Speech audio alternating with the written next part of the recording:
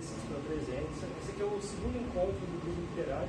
A gente tem como objetivo justamente fazer promoção cultural, em específico sobre literatura, cinema, conhecimentos em gerais.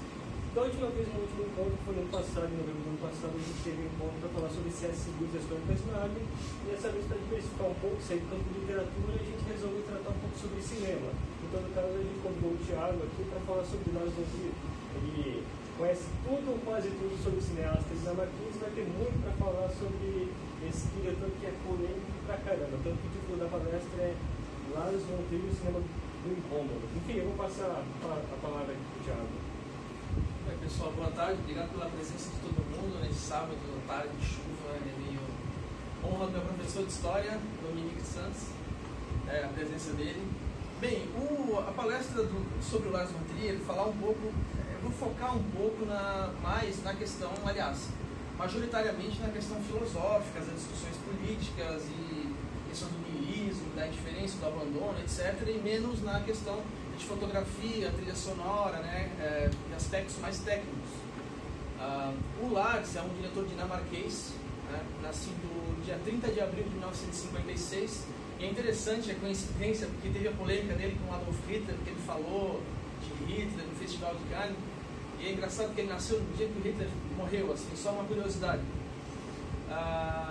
Bem, ele fez teoria de cinema na Universidade de Copenhague, né, e estudou cinema, na direção de cinema, na escola de cinema da mesma cidade onde ele nasceu. Então, desde criança, ele fala um pouquinho no início da vida, né, depois das obras. Desde criança ele sempre teve vontade de gravar, de fazer pequenos filmes. Ele usava uma câmera Super 8, é o nome, bem antiga, da mãe dele. É da minha época. Eu não conhecia, não conheço, até coloquei no Google para dar uma olhada, não conheço. E ele fez os filmes, aí ele começou a gravar naquela época. E quando ele entrou na universidade, alguns dados biográficos, não tem uma reunião ainda oficial, né, a última palavra, assim, mas alguns dados biográficos apontam ele como já um enfant terrível, né, uma criança terrível. Dá para ver que isso não contradiz a obra dele hoje, porque ele continua sendo talvez agora um adulto terrível. Bem, aí ele tem uma questão interessante na biografia dele, que diz respeito às polêmicas, que aí tem uma questão pessoal, mas que acabam envolvendo a obra. Por exemplo, quando ele foi lançar um filme em 2011, ele fez declarações que foram entendidas como antissemitas, né? Falou que entendia Hitler, que entendia o homem Hitler. Isso deu maior mal-estar, né? Ele foi considerado persona non grata no Festival de Cannes, 2011. Em 2013, ele, em Berlim, quando foi apresentar o Ninfomaníaca, apareceu lá para tirar as fotos e tal, então ele abriu a jaqueta e apareceu com uma camisa bem igual essa aqui. Numa entrevista que eu li no site britânico, Nova, ele inclusive disse que ficou assustado depois com a repercussão, porque foi ameaçado de ficar preso, né, em Marseille, na França, foi ameaçado de ser algemado, levar para a cadeia, ou de alguém cometer alguma atrocidade, ou algum assassinato, ou uma agressão. E aí, inclusive, ele veio a público pedir desculpa pelo que eu tinha falado. E eu, particularmente, vendo assim, entrevistas seja escritas ou entrevistas orais, eu acho que aquilo foi uma forma de fazer provocação, até porque ele diz nessa entrevista que ficou muito chateado por não ser judeu. Eu descobri mais tarde que ele não era judeu, e um dos entrevistadores, inclusive, que é judeu, né, levou um talit, levou o kippah e a menorá para ele acender, então ele colocou o talit, né, a kippah, e fez ali como se fosse um batismo judaico para ser aceito na comunidade. Então, ele falou que não tem nada contra os judeus, e aparentemente foi uma questão para causar um furor, uma polêmica. Outra questão também que ele fala a respeito de falar sobre o assunto, que eu acho bem interessante, tem uma entrevista dele que você pode ver no YouTube, no canal Russia Today. Ele fala que as coisas devem ser faladas e não colocadas para trás. Ele até faz esse sinal assim. E aí é inevitável você lembrar de Freud, né, da repressão. E eu até imagino que você pega os obstáculos assim, coloca para trás, uma hora você vai ser, né, engolido por eles. Aparentemente, dá para fazer essa analogia. E ele fala, por exemplo, que na Dinamarca não é proibido ser nazista, ao passo que na Alemanha é proibido. Aí ele diz assim: bem, devemos falar sobre isso, devemos falar sobre o nazismo e não ocultá-lo, né? Porque existem pessoas com essa inclinação e é uma realidade. E aí me lembra da polêmica em torno do livro Mein Kampf, né, do Hitler, que setores da comunidade judaica acham que ele deve ser liberado e outros setores acham que ele deve ser proibido. Porque evidentemente por causa de todo o preconceito, racismo, etc. E o outro lado porque acha que deve ser colocado no mercado, deixar as pessoas lerem, discutirem para ver o que ele de fato está falando nesse livro. Uma outra característica muito forte do Lars, que vai poder ser visto nos filmes dele, como ele mesmo declara, é a questão da ansiedade, da depressão, do uso de drogas, da compulsão por certas coisas, né, o uso de álcool, né, ele está tentando parar. Por isso, quando você vê uma entrevista dele, ele fala, ele treme, então ele fala que é pela retirada do álcool e também por causa dos remédios. E aí, inclusive, ele tem toque, né, o último filme dele, A Casa que Jack Construiu, não sei, alguém aqui viu esse filme? É o mais novo dele, tem para baixar, o único jeito de ver é não sair no cinema, que se vê no cinema, não tem aqui, não sei se em Curitiba, eu acho que em Curitiba teve, Floripa não teve, então é ruim de acessar esse filme. O serial killer, ele tem toque. Você imagina a confusão, né, um serial killer com toque. E o Lars, aí começando a fazer essa ligação entre a obra, entre a biografia e a obra dele, ele fala que muito do que tem nos filmes representa muito dele. Por exemplo, a Melancolia, o filme de 2011, né, mostra duas personagens, a Claire e a Justine. A Justine é uma depressiva nihilista, grosso modo. A Claire é o contrário. Ela é uma mulher que tem muito a perder. É diferente da Justine, ela não considera que a Terra é malvada, como a Justine fala. Então ela tem muito a perder, ela tem marido, ela tem propriedade, ela tem um filho, a própria vida. E ele mostra que essas duas podem ser tanto duas pessoas separadas, como uma única, ou talvez como ele próprio em alguns momentos. Então ele já falou várias vezes que muito da obra dele tem a ver com a sua própria personalidade. Alguns filmes que ele fez, não vou falar sobre todos, porque seria impossível. Ele fez o Europa, em 1991, que trata sobre o final da Segunda Guerra Mundial. É um filme bem sombrio, assim, não anda com essas características dos novos, né? Mas fala sobre o final da guerra e sobre nazismo, ainda um nazismo reminiscente, aquele resquício de nazismo que permanece mesmo após a derrota da Alemanha. Ele vai fazer um filme sobre Medeia, né, a peça do tragediógrafo Eurípides, isso em 1988. Elementos de um Crime, 1984, que é um filme que ganhou a Palma de Ouro, se eu não me engano, por causa de fotografia e tal, porque é realmente um filme bem avermelhado, um negócio bem sombrio, assim, é estranho de ver, assim, é incomum ver um filme assim. Aí em 1996 ele vai fazer um filme sobre, é um musical, o único musical dele, que é Dançando no Escuro. Aí nesse filme, antes de falar um pouco mais da obra, ele teve um problema depois com a Björk, né, ano passado, teve aquele movimento Me Too. Ela falou que tinha sofrido abuso, né, por parte do Lars, e ele respondeu dizendo que era uma pessoa difícil de lidar. Negou o abuso. Bem, se aconteceu como aconteceu, não é de se duvidar, mas também não se sabe a gravidade, então não dá para entrar nesse mérito. Ela fez essa denúncia, e aí houve comentários de que ele teria também, inclusive em Dogville, que ele fez com a Nicole Kidman, tirado a roupa na frente dela, mas só comentários. E aí nessa entrevista que ele deu para o site britânico, ele falou: bem, se eu fiz isso, e ela está topando fazer filmes comigo ainda, então sinal que não assustou muito ela. Ele deixa ambíguo se ele fez ou não fez. Provocação, sempre provocação. Bem, é interessante, Ondas do Destino lembra um pouco a Sônia, do Crime e Castigo, para quem já leu Dostoiévski, do qual o Lars é também um leitor, do Dostoiévski. a Sônia lembra um pouco essa personagem. A Bess, aliás, lembra a personagem do Crime e Castigo. Porque ali ela faz uma questão, ela levanta a questão da castidade, daquilo que... inclusive ele inverte o mito de Penélope, né? Que tem ali uma preza pela castidade em prol do marido. E aí a Sônia e a Bess, no Ondas do Destino, lembram um pouco a ideia de que você reconhece o mal nos outros, você respeita, ou você tem uma atitude mais tolerante para com o mal nos outros quando você se sente parte também daquela condição, né? Também daquela lama, como eu li numa das entrevistas. Então, aí já começa um toque mais filosófico daquilo que vai ser mais desenvolvido posteriormente. Dogville, vou falar rapidamente sobre o filme. Ele é inspirado nas obras de Bertolt Brecht.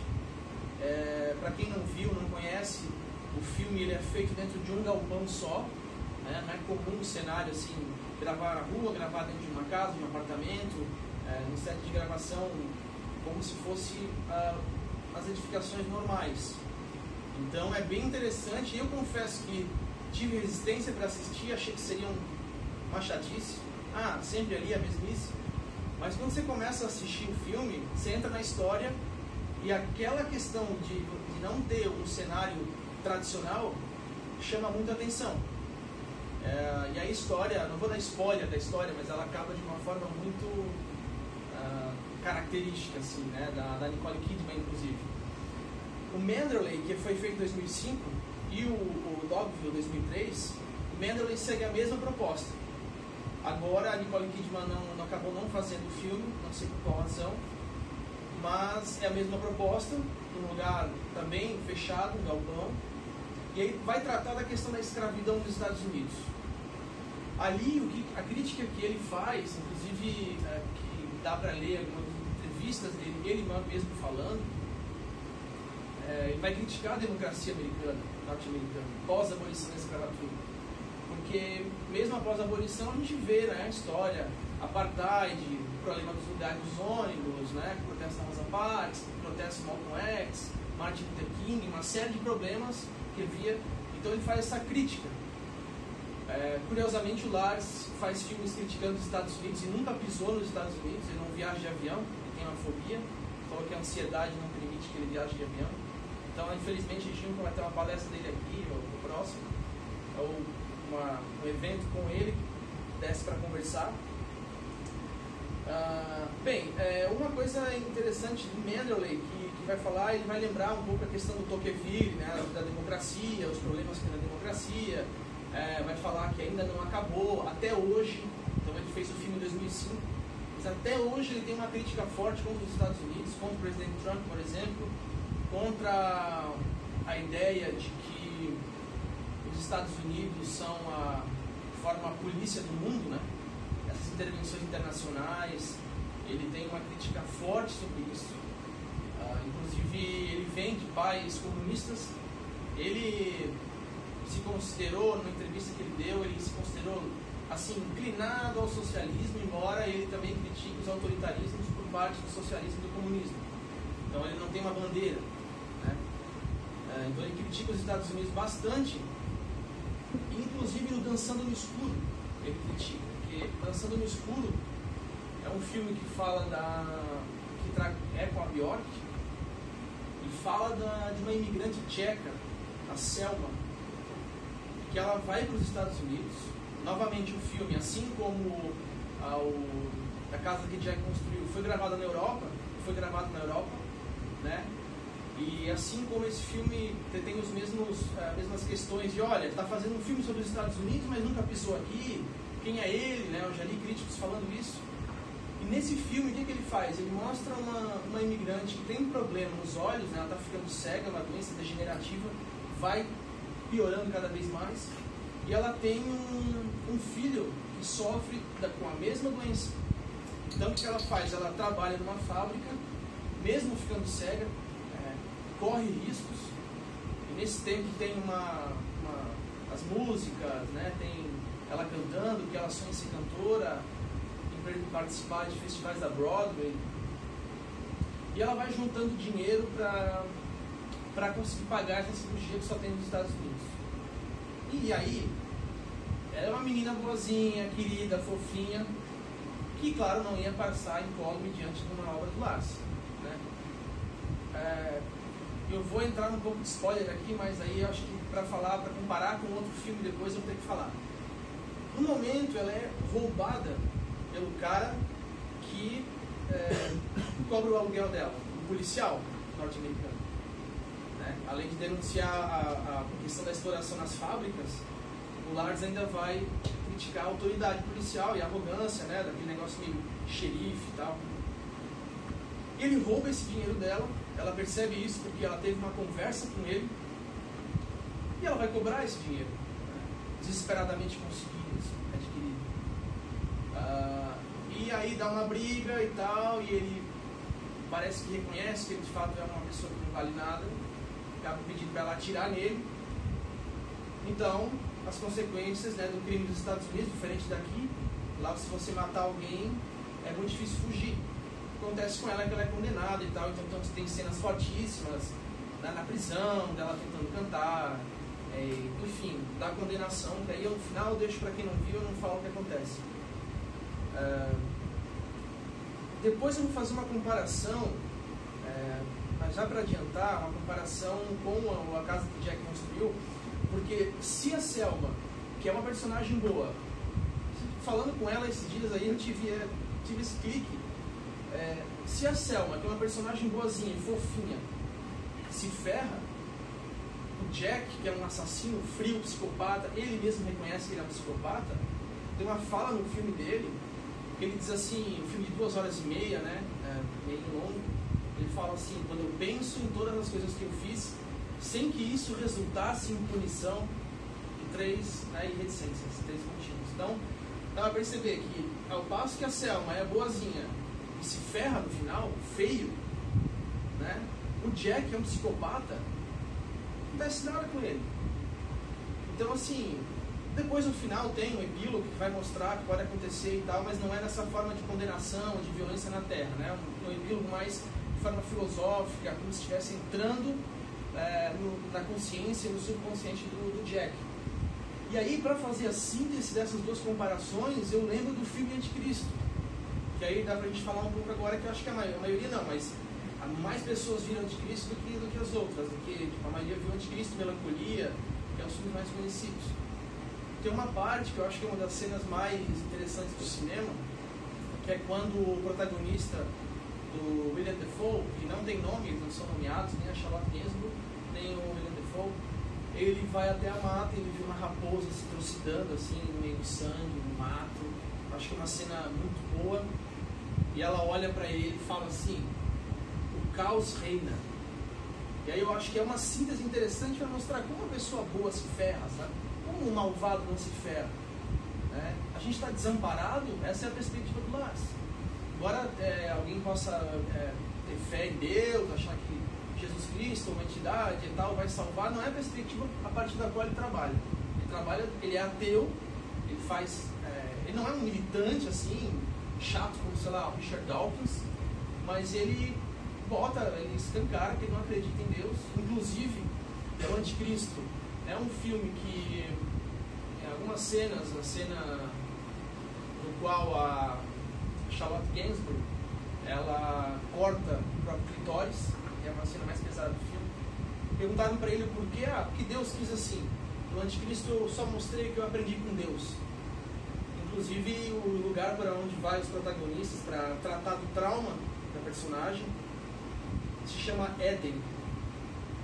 E ela está fazendo uma tese de doutorado sobre a Inquisição, começa a estudar, a ler sobre a questão da maldade humana e reconhece em si mesma características maldosas, né? Tanto que tem uma questão com o filho dela, e não é um spoiler do filme, porque é logo no começo, tal, que mostra que o filho dela está caindo de um lugar e ela não faz nada para isso.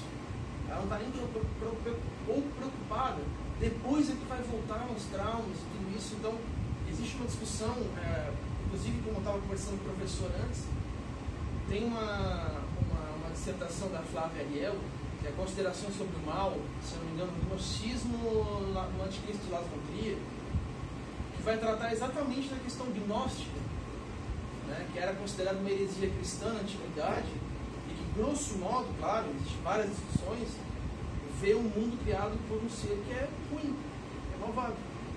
Tanto que, no momento ela fala para o personagem, né, veja a respiração dele, a natureza é o templo de Satã. Acho que é a frase que sintetiza assim, que ela pensa do mundo, da maldade do mundo.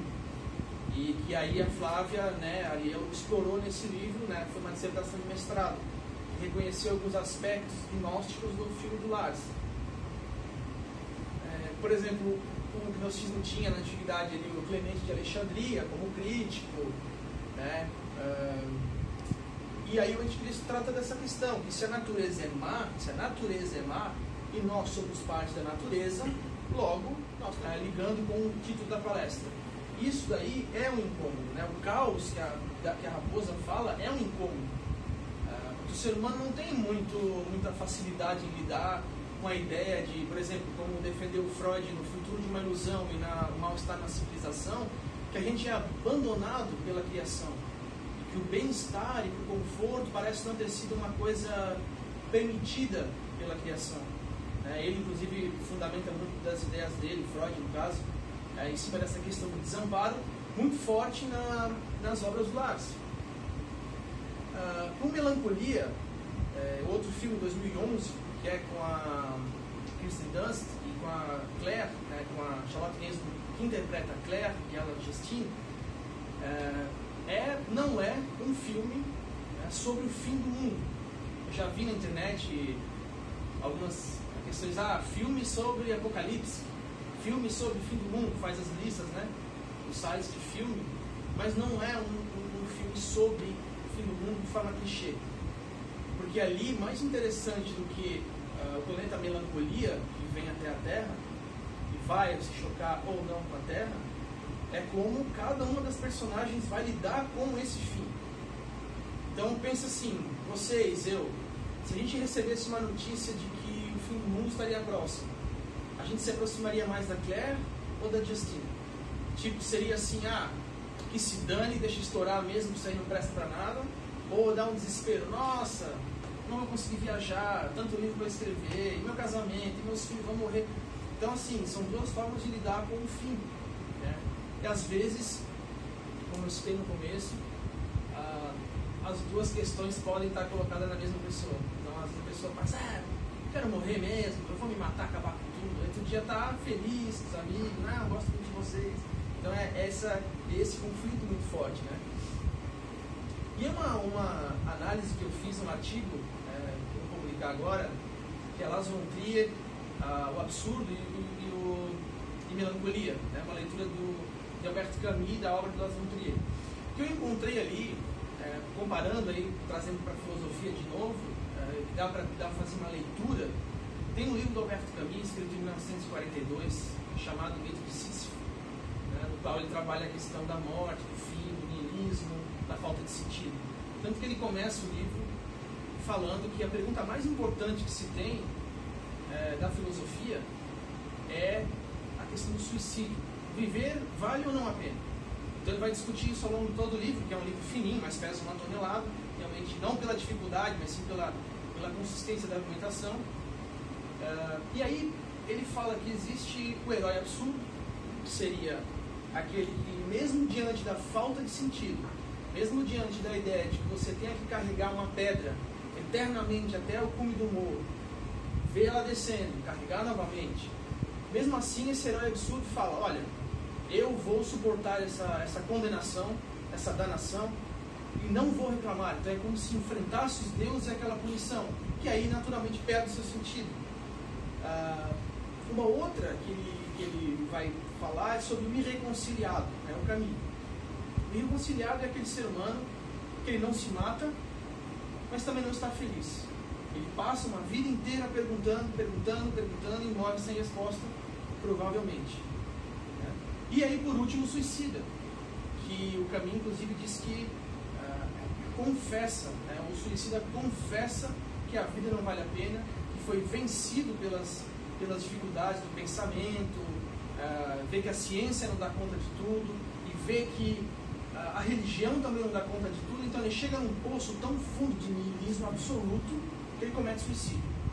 Aí eu falei isso para comparar esses 3 personagens do livro do Albert Camus com os 3 personagens que aparecem na obra Melancolia. E aí, ao longo de toda a trama e com o livro, eu fiz uma discussão mais apurada, que eu não vou focar aqui, mas o que eu consegui reconhecer muito claramente, e sem forçar a mão, é que a Justine, ela representa exatamente a antítese do herói absurdo. Porque ainda que ela fala que ninguém vai sentir falta da terra e que estamos sozinhos e que a natureza é malvada, aí lembra um pouco o que a personagem fala no Anticristo, ela não é uma pessoa que quer viver. Então, se a natureza é malvada, o herói absurdo do Camus, ele enfrenta. A Justine não. Ela deixa a pedra correr por cima dela, ela não faz diferença, não tem diferença nenhuma, ela prefere mesmo o fim. Então eu considerei ela como antítese do herói absurdo. A Claire seria a irreconciliada, nesse sentido. E o John, que se aproxima muito do que o Camus fala no livro dele, que é o cientista, né? Ele é astrônomo. Então ele confia assim, de forma quase fundamentalista nas ciências. Ele responde para ela, não, os estudos apontam que o planeta Melancolia não vai chocar contra a Terra. Ele confia naquilo. Quando ele vê que o planeta está vindo na direção dele e que a ciência falhou, é o fim. E o Camus no livro dele fala exatamente, né, todas as respostas que a ciência me dá, eu ainda assim não posso ter certeza. E ela não me responde. E aí o homem que confessa a sua falta de resposta acaba tomando esse ato.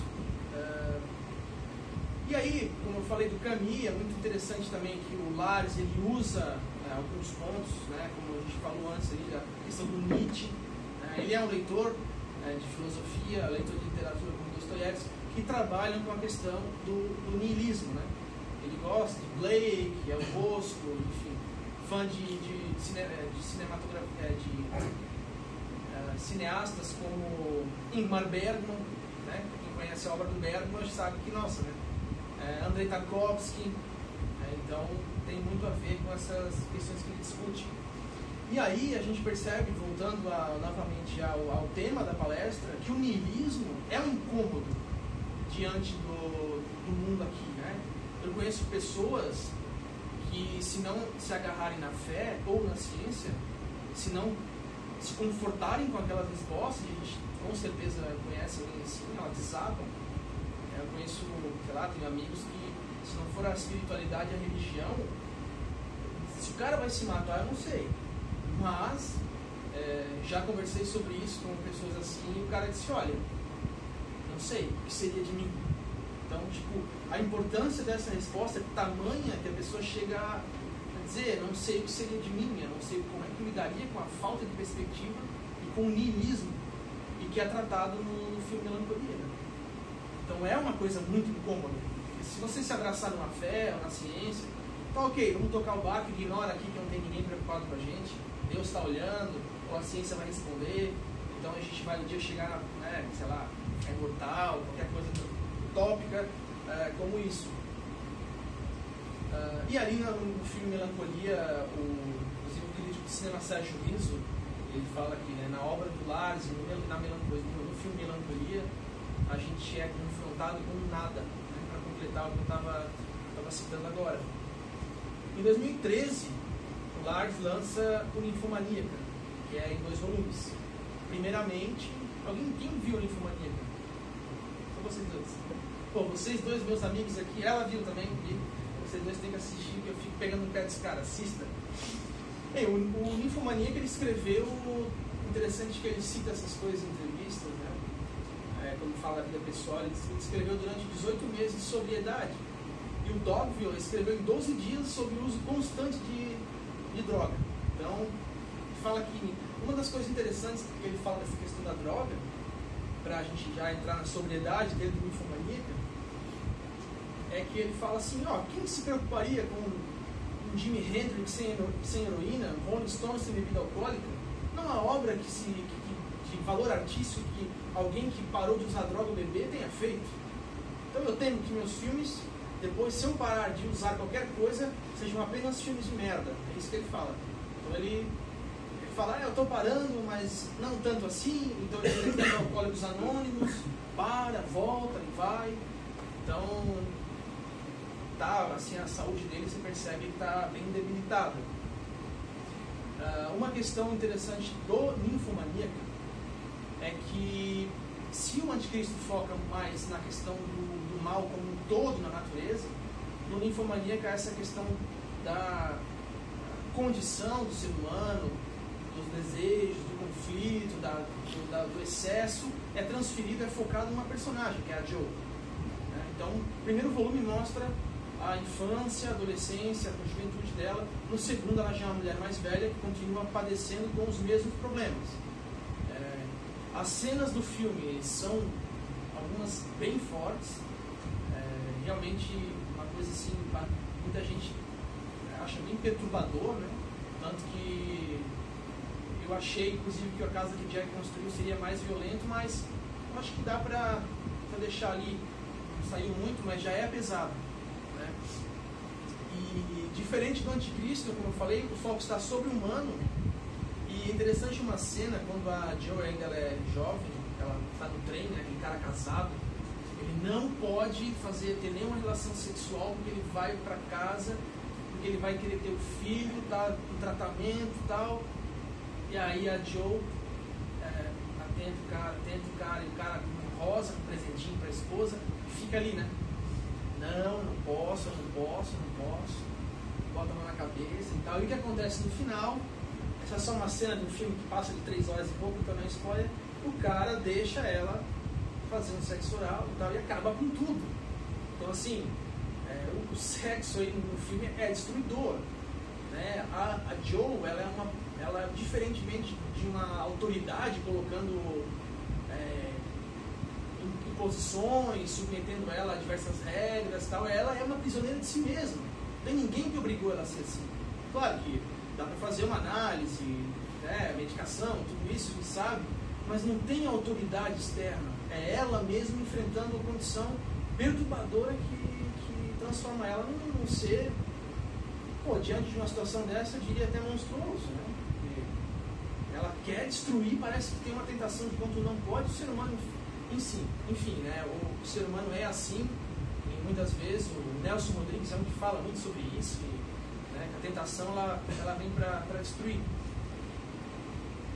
E aí uma outra questão que, inclusive, eu já falei uma vez aqui no Literatos TV, quando a gente gravou sobre a obra do Lattes, diferente do que se pensa muitas vezes, eu acho isso que me incomoda, assim, a pessoa tem que, né? Eu vou ver o Ninfomaníaca porque tem putaria. Esse é o termo. Cara, se você quiser ver putaria, tem outros meios. Internet, tá aí pra você ver o que você quiser.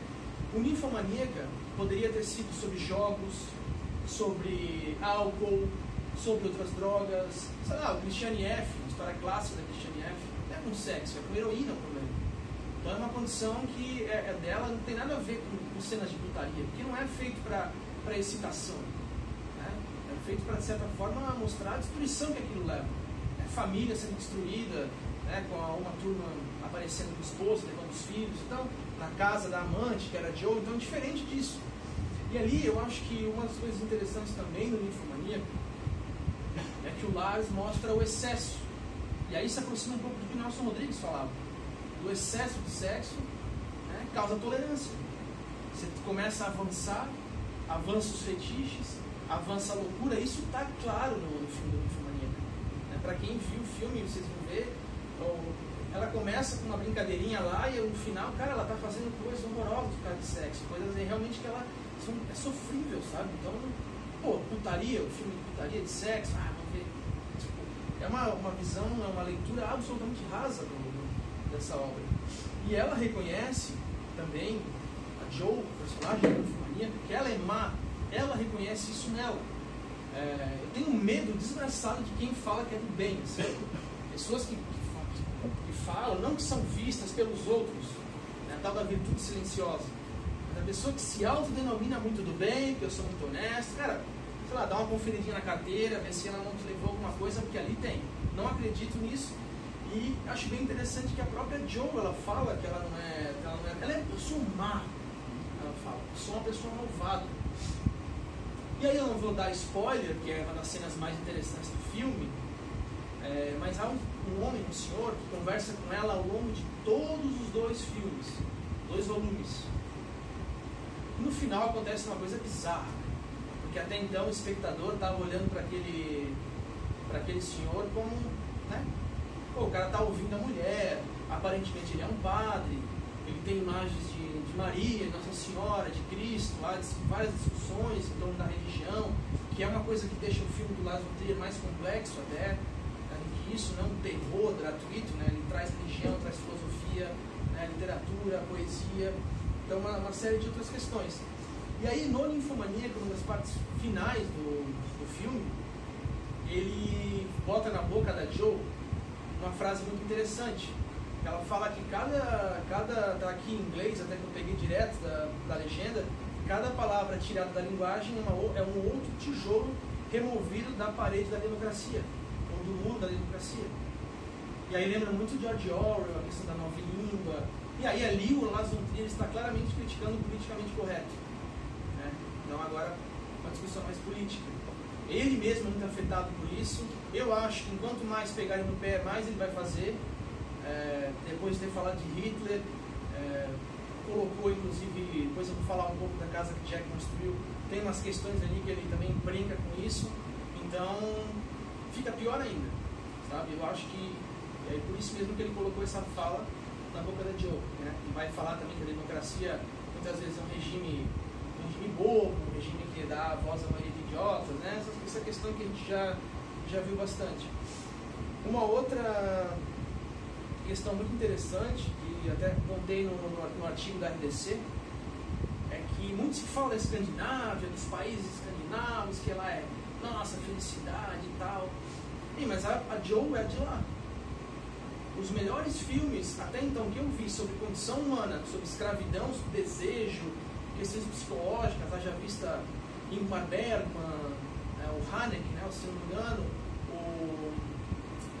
o Lars von Trier propriamente, o Thomas Wittenberg, e um outro que eu não me lembro qual, não estou me lembrando o nome agora, que fez o filme A Caça, não sei se alguém lembra, né? Ele fez aquele filme. Então são filmes ambientados na Escandinávia, cara. Os conflitos psicológicos dos personagens são violentos. Aquilo ali embaixo, a gente olha tudo lindo e tal, legal, bom, riqueza material, ok?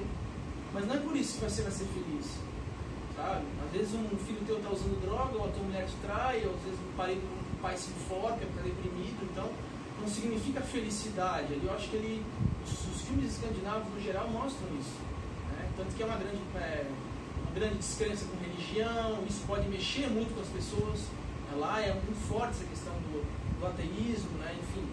Então acho que a riqueza material, o estado de bem-estar social, ok, legal, mas isso não resolve tudo. Não resolve tudo. Então mostra que ainda assim, onde tem ser humano, onde tem problemas do gênero, não adianta querer dar um Porsche pro cara, que ele pode muito bem se enforcar no apartamento.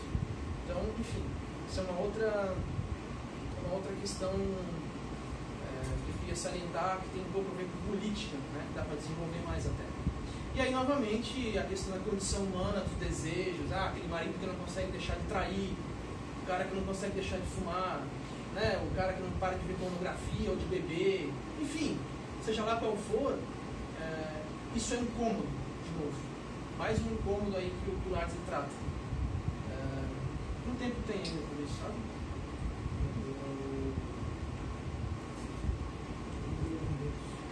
Tá. Então tem mais 15 minutos. Eu vou, para não dar nem para falar muita coisa, eu estou tentando dar um resumão assim, de várias perspectivas sobre a obra dele. E agora a casa que Jack construiu, que ninguém assistiu ainda, eu aconselho. Vi 2 vezes para conseguir ver melhor assim, o que ele discutia. Vai na mesma pegada ali do melancolia, do anticristo para frente. A forma de corte, eu não entendo nada de técnica de cinema, então, Mas assim, a mesma questão de fazer analogias, de trazer outras fotos, de trazer inclusive um narrador, como foi o filme Ninfomaníaca. Tem um cara que narra, grosso modo, que conversa com o Jack, que dá para entender como se fosse a consciência dele. E quem interpreta essa consciência é o Verge, ou o Virgílio. O Lars faz uma menção clara à obra do Dante, mesmo porque em alguns momentos vai aparecer o Jack com a capa vermelha, a roupa lá que a gente costuma ver o Dante, a imagem do Dante, e ele vai ao longo do filme como se conduzindo o Jack ao inferno. Então tem um epílogo chamado Catabases, que é a parte mais maluca do filme, mais difícil de compreender, mas muito bonita, assim, realmente chama muito a atenção. Infelizmente o Bruno Ganz morreu hoje, faleceu hoje, o cara que faz o Verge, faz o Virgílio, que o Lars colocou no filme para fazer uma provocação, porque o Bruno Ganz interpretou o Hitler na queda, os últimos momentos de Hitler, e que interpretou o Hitler de uma forma, olha, a meu ver, leigo, eu acho que foi perfeito, não consigo ver problema ali. Eu acho que realmente ele incorporou o Hitler, ficou igual, o Hitler na velhice. Então, essa questão do nazismo aí, eu acho que colocou o Bruno Ganz lá para fazer uma... Inclusive, dentro do filme também aparece os arquitetos do nazismo, que falaram sobre ruínas e a beleza das ruínas. Albert Speer, que era o arquiteto do Reich, e que aparece esse Speer ao lado do Hitler, várias cenas da guerra, várias cenas deles construindo. Então é um alfinetado de novo por causa do negócio do nazismo. Fica bem claro. Na casa que Jack construiu, diferentemente do que se fala, o Lars responde de uma outra maneira com relação à exibição de alguns trechos das suas próprias obras. Trecho do Ninfomaníaca, do Anticristo, do Melancolia. Ele falou que é mais barato do que colocar um Kubrick, do que colocar um outro diretor de cinema no próprio filme. Então, temos direitos sobre os meus, vou colocar os meus mesmo. Ele queria mostrar alguns filmes que retratam aquilo que o Jack conversa com o Virgílio, o Verge, no caso. Ali é interessante ver que o Jack tem uma concepção de arte destruidora, como a destruição como uma forma de arte. E o Virgílio, o Verge, tem como concepção o amor. Então fica aquele negócio entre o que é a arte, é o amor, é o ódio, é os dois. Qual é o limite? Se é os dois, qual é o limite do ódio? Qual é o limite da destruição? Isso fica muito claro, porque ele entende os assassinatos que ele comete como obras de arte. Inclusive o nome dele é Mr. Sophistication, o Senhor Sofisticação. Ele manda no jornal as fotos dos cadáveres, em posições bizarras. Então fica nessa discussão, a arte é o quê? E aí é interessante pensar que essa discussão do Jack como psicopata, serial killer, sobre a própria forma de arte que ele tem, leva em conta aquilo que o Lars faz, que é o cinema dele. Qual é o limite para a violência? Qual é o limite para as questões politicamente incorretas? No Festival de Cannes, quando foi apresentado a casa que Jack construiu, cerca de 100 pessoas abandonaram a primeira sessão. Eu acho que isso foi um baita marketing do Lars, deixar uma ambulância no lado de fora. Eu acho que isso foi um marketing, nossa, quanta violência, a galera saiu enjoada, tem cena de mutilação de animal, de matando criança e tal. Eu acho que nem foi tão pesado assim como falaram, mas aí, marketing, violência da marketing. Quem não viu o Anticristo, que eu falei que a mulher corta o clitóris, estava maluco para ver essa cena. Ou, sei lá, o caso da 13 Reasons Why, lá dos 13 porquês, da série, tava todo mundo querendo ver a menina se matando, cara. Ninguém queria ver o qual é fita, então não, quero ver ela na banheira, como é que ela se corta. Que a gente tem um lado destruidor da violência. E ele traz aqui, tem o cordeiro e o tigre. E aí ele mostra que é preciso os dois. Não existe uma beleza, uma harmonia. Ao contrário, talvez a harmonia é uma questão filosófica levantada. Talvez a harmonia esteja no caos. A única forma de entender o mundo é entendê-lo como caótico. É uma perspectiva. No jogo de quebra-cabeça, por exemplo, se a gente entender o mundo como quebra-cabeça, tem todas as peças. Aí tem a maldade, tem a filantropia, tem a amizade, tem o amor, tem a traição, tem tudo, tem o suicídio. Mas o quebra-cabeça sem uma dessas peças não fica pronto. Às vezes é essa a perspectiva que se entende na obra dele também. Não há como escapar, o mundo é isso, e essas ideias utópicas de harmonia, de paz universal, aquele negócio teleológico de vamos chegar a uma paz e tal, é utopia. Então eu acho que é uma das coisas que ele discute. Uma outra, que o próprio Verge vai falar, que a arte não deve perder a ligação com a vida, né? Então lá o Jack só pensa no assassinato, na violência, na tortura psicológica, né? Inclusive é interessante que ele mostra os incidentes dele matando mulheres, e é um problema que o Lars tem também. Uma vez na Universidade de Copenhague, numa entrevista, perguntaram para ele porque ele trabalhava com mulheres, ele falou, é mais fácil trabalhar com elas, os homens querem estar no controle. Eu já sabia que era polêmica. Então assim, e aí agora ele tem mais um outro lado, ele fala que o movimento Me Too, por exemplo, das denúncias de abuso, é um movimento que deve ser fomentado, que tem que denunciar abuso mesmo, está errado abusar das pessoas e tal, e que as mulheres na obra dele são também pessoas boas, nem sempre são pessoas ruins, como a Bess, por exemplo, da Onda do Destino, né? E teve o protagonista homem lá no Elementos de um Crime, de 1984, e depois ele vai ter agora com o Jack, no caso que o Jack construiu. Então é uma questão de mulher, assim, é uma polêmica que dá na obra dele também.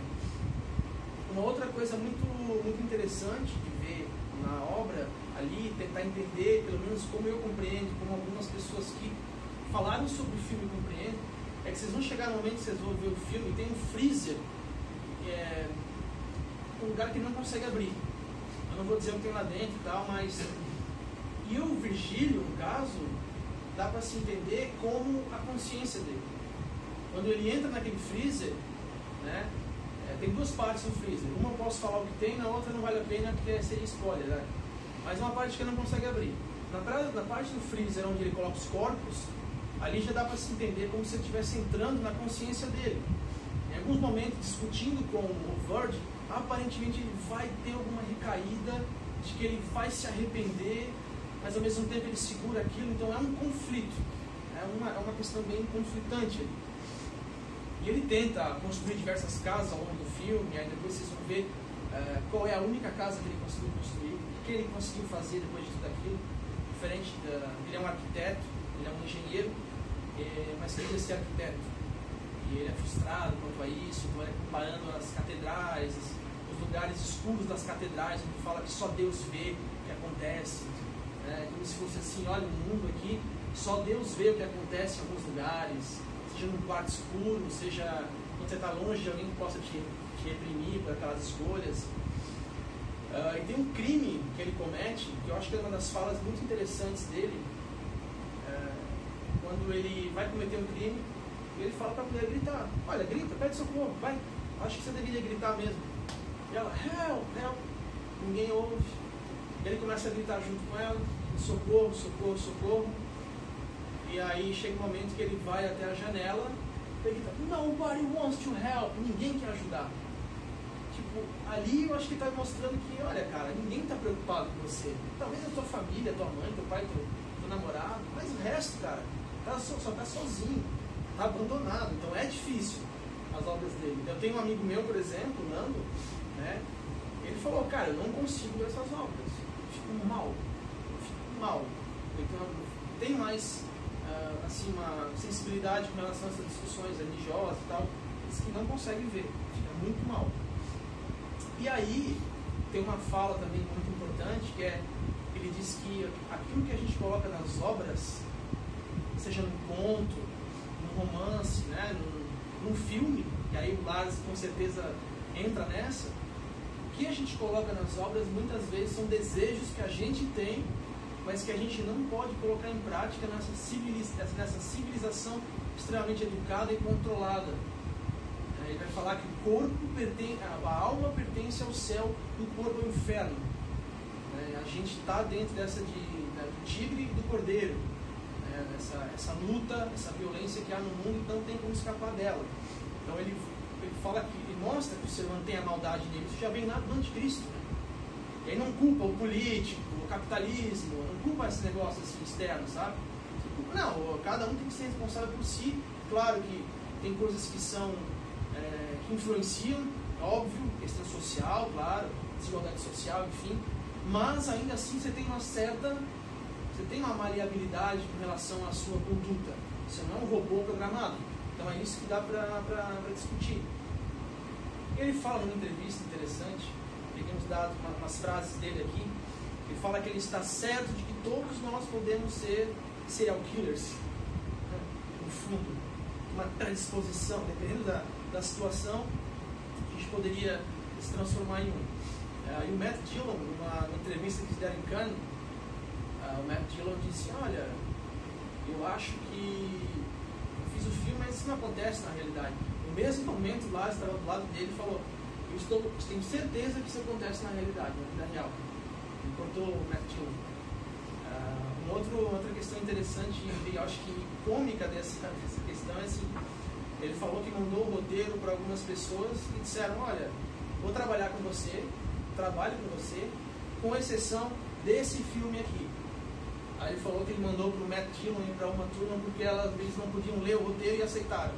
Quem lesse o roteiro, quem lia o roteiro não ia aceitar trabalhar naquele filme. Tem cenas realmente pesadas. Então, ele vai falar também uma frase que ele fala sobre a casa de Jack construída com relação aos limites, que ainda bem que existem os limites na sociedade, que não é uma anarquia absoluta, onde todo mundo faz o que quer.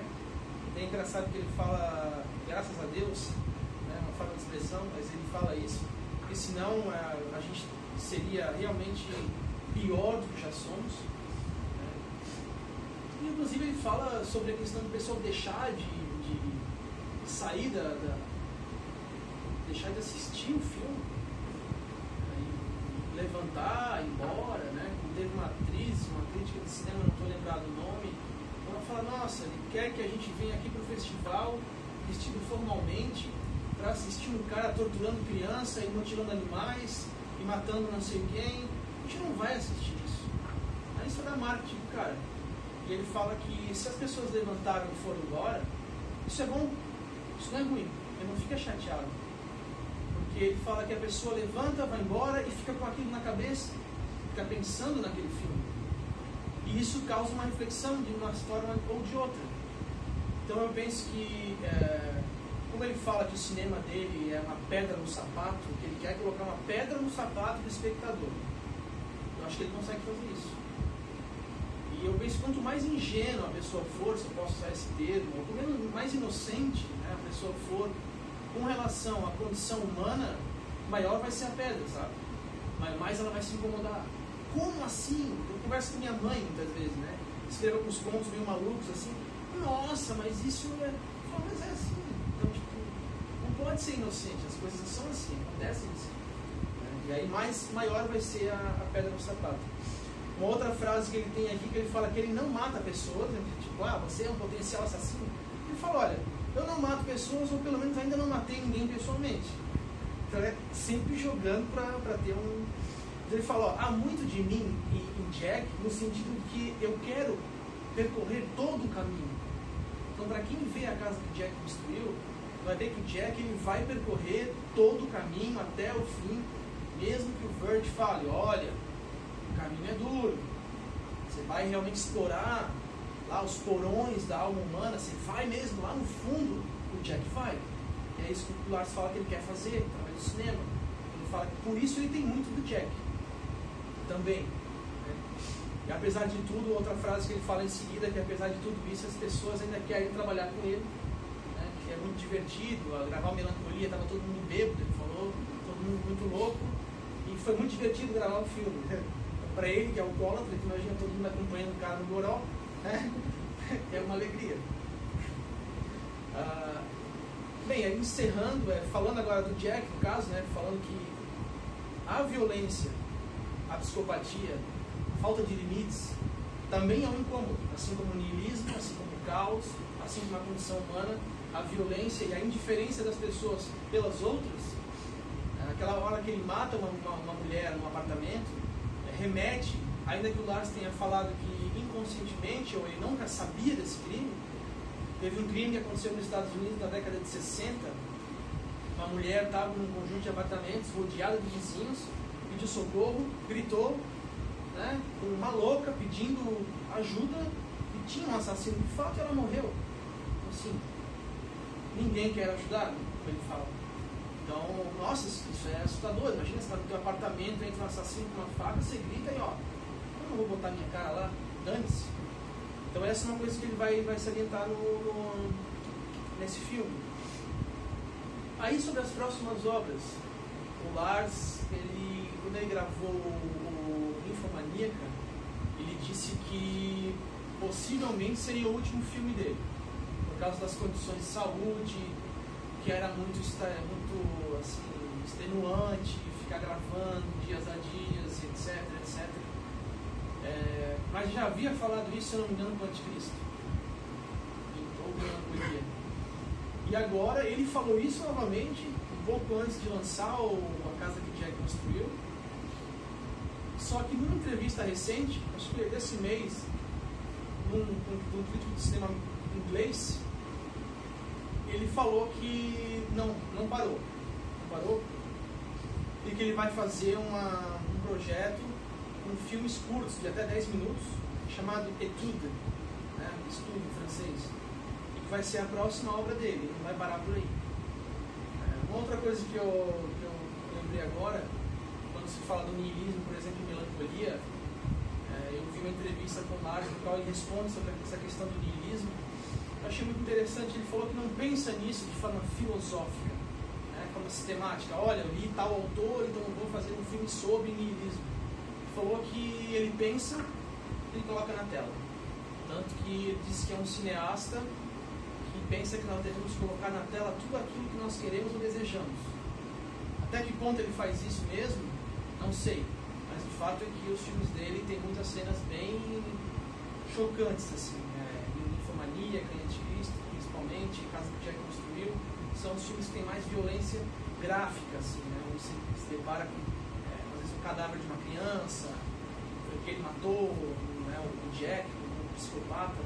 Então, são coisas que incomodam. Eu acho que, em suma, por causa dessas questões todas que eu falei, ainda que resumidamente, rapidamente, para poder dar um panorama meio geral, por isso eu acho que o Lars von Trier realmente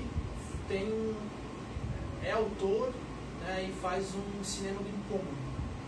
E, em suma, é isso aí.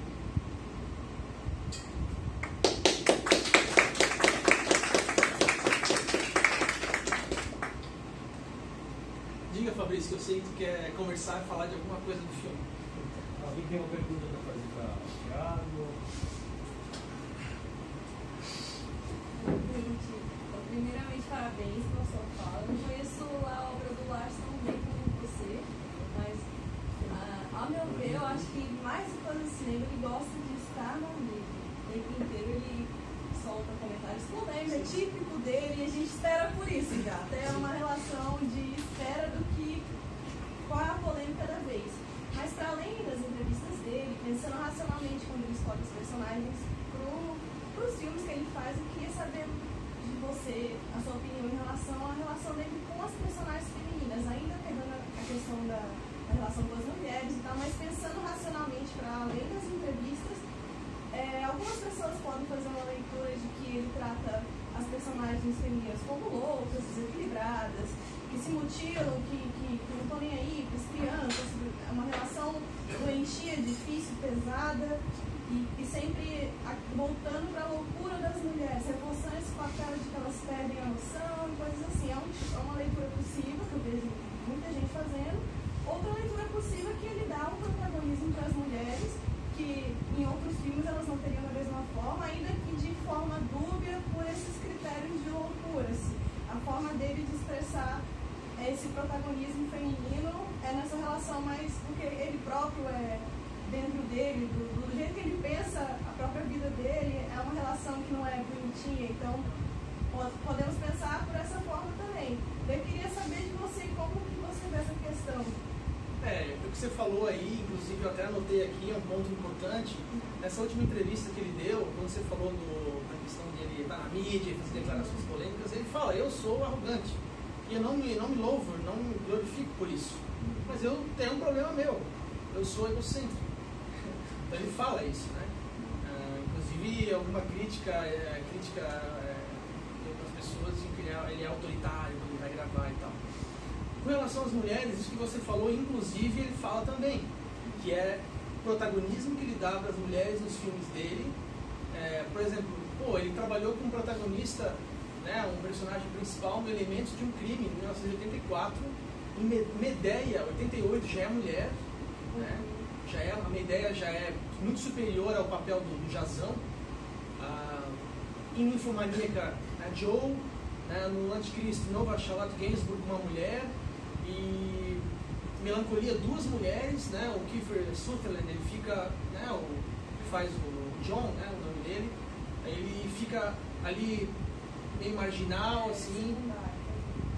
E o que eu acho interessante aí nos filmes é que ao mesmo tempo que ele coloca a Justine como uma mulher que não está nem aí para o mundo, eu acho que, claro que tem mulheres como a Jo, a Ninfomaníaca, ela é uma mulher bem perturbada, né, sexualmente descontrolada, mas a Justine eu acho que ela representa uma mulher muito forte, porque no momento você viu Melancolia? No final lá, quando ela vai, ela é a única que consegue dar suporte pro sobrinho, né? O sobrinho vai morrer, sim, vai chocar ou não vai chocar o planeta contra o mundo, ela vai e ela tá brincando, né, com o sobrinho. Então é uma personagem, por um lado ela é nihilista, depressiva, assim como o Lars, que ele fala, de certa forma bate essas crises nele, e ao mesmo tempo é um personagem muito forte, né? Então é uma questão ambígua mesmo. Ele é acusado, né, de ser misógino, machista, etc, mas aí tem essa questão do outro lado. Ao mesmo tempo, se ele faz todos os personagens dele homens, né, o Jack é homem, aí vem o ninfomaníaco, sei lá, um cara, como o filme Shame, no caso, que é um cara também com compulsão por sexo, sei lá. Aí talvez falariam que o cara só trabalha com homem, protagonismo no homem. Quando ele coloca a mulher, aí tem essa crítica ali, então fica sempre esse conflito. Eu acho que a questão do Lars nunca é muito bem resolvida. Eu acho que isso é o legal, porque não é bem resolvido mesmo. Não é, não sei, acho que é ambíguo mesmo, sabe?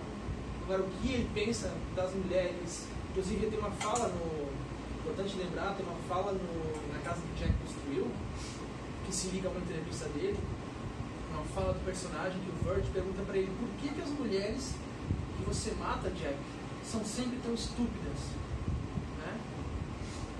Aí ele fala: não, é porque elas são mais fáceis, mais vulneráveis para eu matar. Com certeza que isso não é violência da questão física. Mas o Lars dando entrevista sobre o filme, isso é o personagem, né? Aí dá pra dizer, às vezes ele quer falar através do personagem. Aí pode ser. Mas na entrevista dele, ele fala: o estúpido na história é o Jack, não são as mulheres. O estúpido é ele, o assassino é ele, o egocêntrico, o narcisista é ele. Não é só as mulheres são vítimas de uma violência que ele perpetra. Então, aí fica de novo mais uma questão ambígua, sabe? Não sei se eu te respondi, mas é que é ambíguo, eu acho que... Não é, eu acho que não tem resposta. Não tem uma resposta fechada, sabe?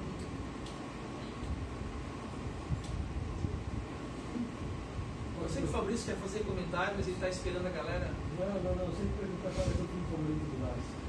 Putz, Por quê? putz, cara. Não tem muito que se destaca. Cara, eu confesso que eu prefiro a última, sei lá, o Lars após 2009, assim, a partir do Anticristo, sabe? Prefiro esses filmes dele. Mas, porra, acho que a pegada filosófica que me agrada muito, ela está muito mais presente no Anticristo e Melancolia.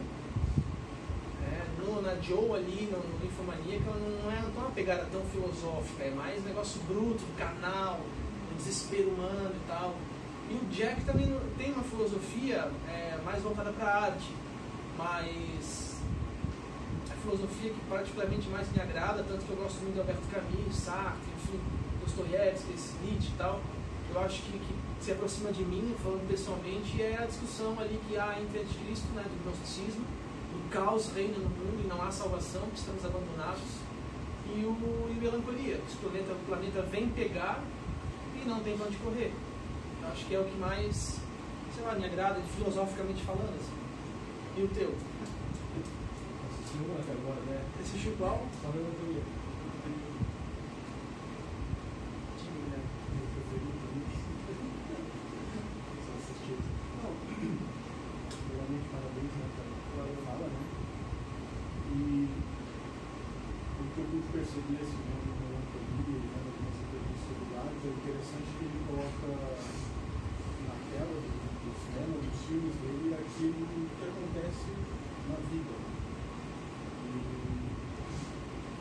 quando entrou ali na casa que o Jack construiu, eu achei interessante o próprio enredo do filme, a própria tua fala nesse sentido, porque se a gente olhar filmes de Hollywood, novelas, enfim, o personagem que se ferra, né, o enredo todo, né, do filme, da novela, no final, ele vai deixar de ser pobre, vai ficar rico, enfim, o vilão vai se ferrar, ou vai morrer, enfim, alguma coisa vai acontecer com ele, somente as novelas brasileiras falam essa questão de cair na miséria e tal, né, é uma idiotice, né, não é essa forma de viver o mundo. O que é interessante no Lares, então, é isso, é que ele coloca a realidade nua e crua, né, os porões, né, como tu comentou. E de que forma tu vê isso? E até falei aqui no Literatos, eu acho que falar dessas coisas, assim como o mito de que não falar sobre o suicídio é melhor, e aí você vê palestra, que eu vi uma FURB aqui na palestra, né, de psiquiatras, de já livros sobre o assunto, que é um mito isso. É melhor falar sobre o assunto. Né? O Joseph Brauer, no filme lá do Freud, que é com o Montgomery Clift, ele fala que devemos esconder, né, os escorpiões. Depois o Freud vem e ele discute a psicanálise, ele vê o que é a psicanálise, e ele olha e fala, realmente é melhor as pessoas saberem onde estão os escorpiões. Né? Identificar isso. E aí o que eu tinha comentado, que eu falei no Literatos, como eu falei antes, é sobre Aristóteles na poética. Né? Aristóteles tem aquela frase famosa da poética que ele fala que a tragédia deve despertar medo e terror. Né? Medo para que a gente saiba que aquilo possa acontecer, o terror para se compadecer do próximo. Né? Tem várias discussões em torno dessa frase, as traduções, enfim. Mas o trágico te faz pensar, porque uma vez eu estava escrevendo um conto, falando com uma amiga minha sobre um conto que eu ia escrever, e eu estava pensando em umas ideias, mas nossa, que trágico. Eu falei, tá, mas imagina se eu faço uma história na qual o casal se conhece, se dá muito bem, casa, é feliz, tem filhos saudáveis, inteligentes, todo mundo se dá bem, morre feliz. Mas por que eu vou escrever isso? Primeiro que não existe, segundo que se existe seria muito chato, né? Imagina ser feliz para sempre, nunca ter um obstáculo, né? Que nem o céu, sei lá, todo mundo alegre eternamente, isso é um pé no saco.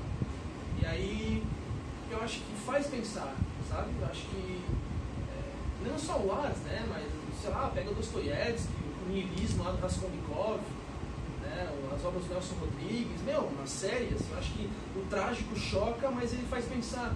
A alegria simplesmente, pô, que feliz que eu tô, vamos lá tomar um show, tá? Não faz ficar aquele negócio, eu acho que só incomoda mesmo, tá? Que faz a gente pensar em alguma coisa, senão, sei lá, mais ou menos dessa forma que eu vejo, assim.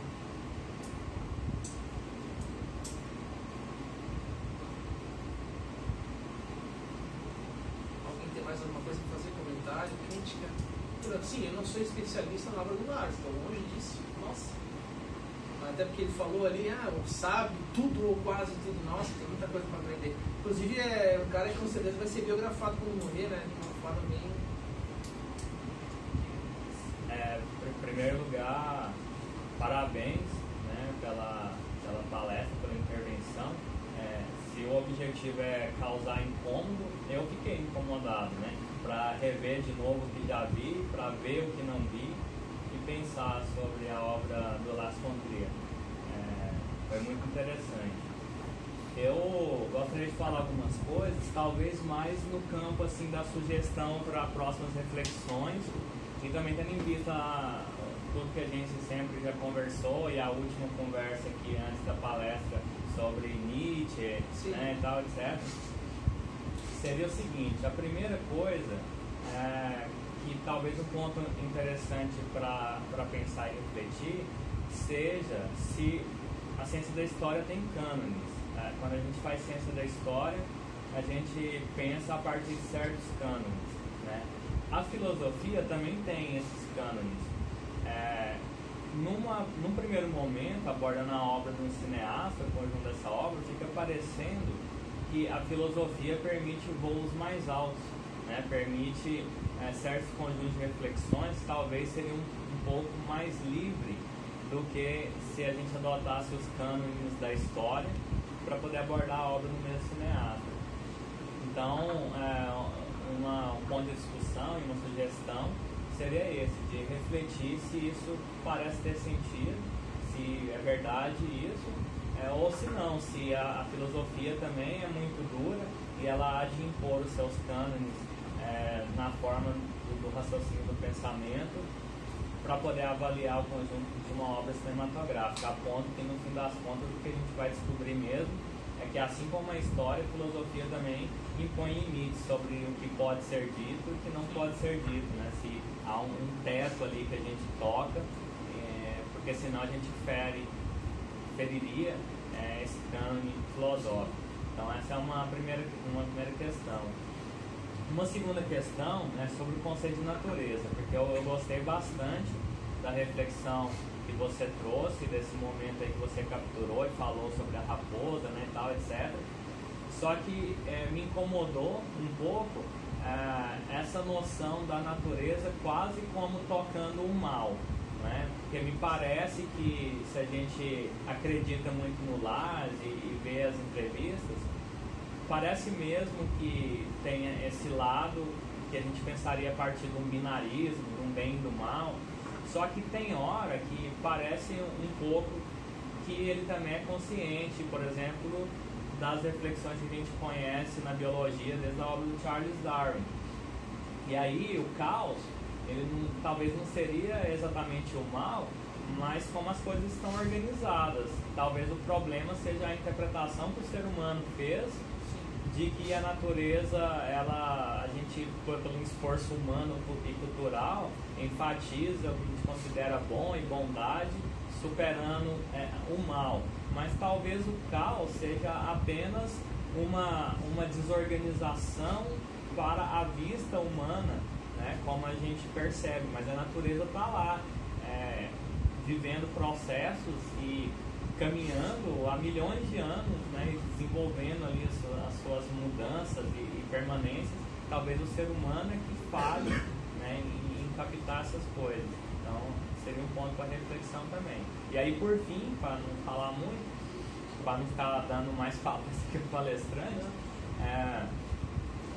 a questão das mulheres, né, eu assumo aqui tudo que a Jéssica já apontou e acrescento o seguinte: se na hora de avaliar essa questão, também a gente não falha se a gente pegar só as entrevistas do Lars e o que uma crítica de cinema, num certo momento mais próximo, apontou, e deixa de lado os lugares de fala, por exemplo, né? A cada ponto desse, por exemplo, se a mulher, na obra do Lars, as mulheres elas são apontadas com esses problemas psicológicos, se isso é bom ou não, etc. Se a gente também não deveria tentar encontrar crítica cinematográfica especializada, porém escrita e produzida por mulheres, né? Para a gente valorizar também o lugar de fala e ver como mulheres analisaram as mulheres do Lars. Então seriam esses 3 pontos aí para refletir. Começando pelo último, eu já li artigos de mulheres, não me recordo qual o nome, mas artigos de mulheres apontando de fato que ele coloca a mulher numa posição, ele tem uma posição detratora em relação à mulher. A crítica é bem clara nesse sentido. Essa questão de ele dar protagonismo ou não foi indiferente àquele posicionamento. Então, elas falam, não, de fato, o Lars von Trier trabalha com uma perspectiva misógina e ponto.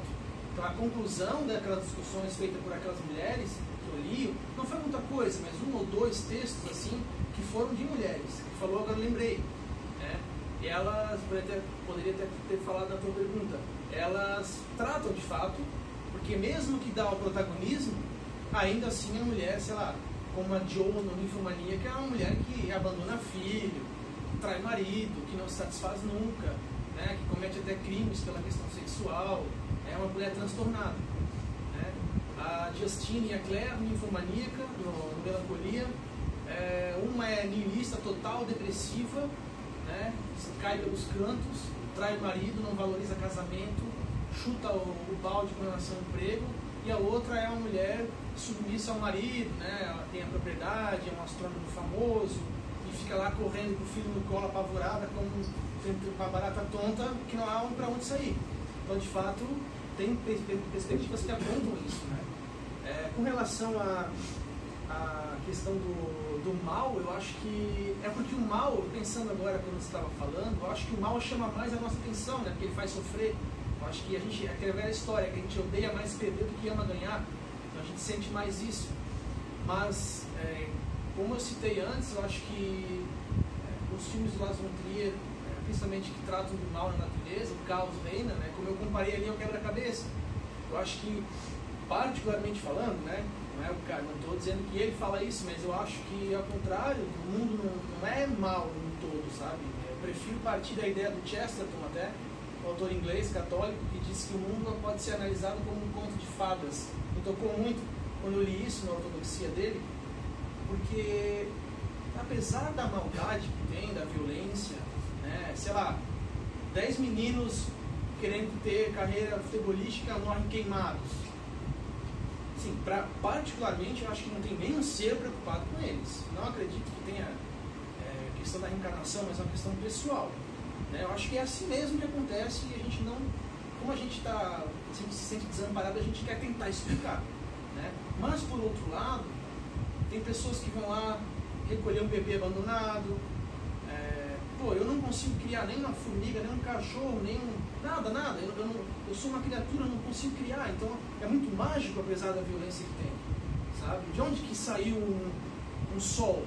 Sabe? Claro, uma pergunta absolutamente para além das nossas capacidades mentais, né, como dizia o Kant. Mas, cara, então assim, não é só coisa ruim, mas eu acho que o ruim toca mais. Até o Santo Agostinho, nas Confissões, ele fala, né, que quando alguém via um corpo dilacerado, seja por um acidente ou por uma violência, todos correm na direção do corpo para ver aquele corpo trucidado, ainda que depois fiquem pensando naquilo. Então acho que o mal, ele chama muita atenção, sabe? Acho que o pessoal prefere, haja visto os programas de televisão, né? Da Atena, esse negócio de, olha, a polícia matou, veja, a internet e tal. Então eu acho que o mal chama mais atenção, porque a gente tem medo, né? Dele. Com relação à história, eu acho que dá pra ver, por exemplo, o problema da Inquisição, um exemplo muito forte. No filme do Anticristo, você já viu também, né? Anticristo. Ela vai fazendo uma tese de doutorado sobre a Inquisição, né? E ali, inclusive, é importante aí levantar a questão da mulher também, porque ali o Lars, a meu ver, e também depois quando eu vi uma entrevista dele falando sobre isso, aquilo ali é uma denúncia de como as mulheres foram vistas como bruxas, como pecado, desde o mito, né, chama assim, de Adão e Eva, quem ferrou tudo lá, quem foi fraca, quem persuadiu o cara a fazer porcaria foi a Eva. Então ele critica isso ali. Né? Só que aí tem uma outra discussão no Anticristo que ele vai e aí a protagonista, que não é nomeada, ela faz uma tese mostrando como as mulheres eram vistas como bruxas, né? Aquele martelo das feiticeiras, né? E ao mesmo tempo reconhece o mal nela mesma. Então tem essas duas questões. A mulher foi vista como mal, de fato ela tem uma maldade nela, né, que ela reconhece, mas ao mesmo tempo a natureza inteira é mal. Então a natureza tem a maldade, né, uma forma gnóstica de ver o mundo, ela tem em si mesma, e a maldade fez com que as mulheres fossem responsabilizadas por boa parte da violência, do desregramento, do pecado, e é fato, né, a gente vê que a história aí pegou as mulheres, realmente fez muita coisa assim. Então, nesse sentido, eu acho que dá para analisar de forma histórica também. Uma história ali... Melancolia, eu não sei como eu analisaria de forma histórica, assim, que é um filme que não é situado em nenhum tempo específico, não tem muita mais questão da política, né, que eu falei antes, estado de bem-estar social e a paz, aquela utopia de que lá é tudo lindo, né? Também é uma questão que vai para além da filosofia metafísica, no caso, né? Que dá para citar ali que o estado de bem-estar social pode ser bom, mas não é determinante para a felicidade.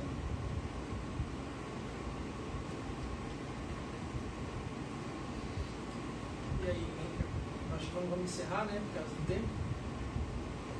Tem que ver com o nosso organizador lá da tarde. Para encerrar, Fabrício? Podemos encerrar e passar para o momento. Não tem mais nenhuma pergunta para colocar na sinuca? Não, acho que a gente pode encerrar e o pessoal pode deixar pegar o café, um pedaço de bolo. E, enfim, tem um cafezinho, o pessoal agora pode bater um papo, conversar um pouco mais com o Thiago de maneira informal. Então, tem uma pausa.